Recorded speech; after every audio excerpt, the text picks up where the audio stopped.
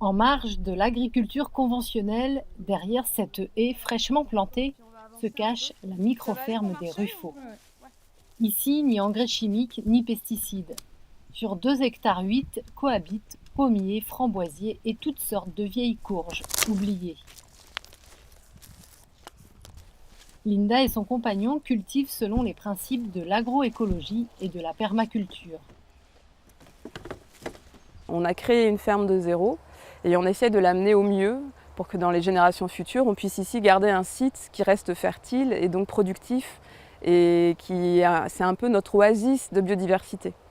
On a recréé la vie sur un écosystème qui était mort, puisque c'est un peu comme ce que vous voyez tout autour, c'était un champ céréalier ici, donc il n'y avait absolument aucune vie. La vie dont parle Linda, c'est la biodiversité. Repenser l'environnement pour le maintenir varié et durable, ça veut dire par exemple ne plus retourner la terre. Pour permettre au sol de retrouver toute sa richesse, il le laisse se reposer pendant au moins 2 ans. Ensuite, avec l'aide de fumier et de semis particuliers, vers, feuilles mortes et autres champignons se chargent de faire le travail. Et après, si le sol est couvert, ils vont venir travailler le sol. Et regarde, tu vois, il y a pas, comment dire, il n'y a pas besoin de labourer, quoi. C'est un truc de taré, je peux continuer à soulever, hein. C'est partout pareil, hein. En 2015, Linda et Edouard réalisent un chiffre d'affaires de 55 000 euros pour un bénéfice d'environ 30 000. Pour gagner de l'argent, ils dépensent peu. La méthode fonctionne et intrigue.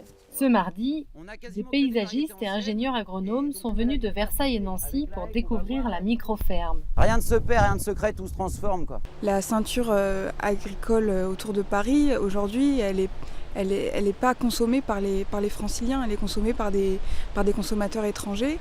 Et ça, c'est des choses qui posent quand même question, alors qu'il y a une très très forte demande de manger local.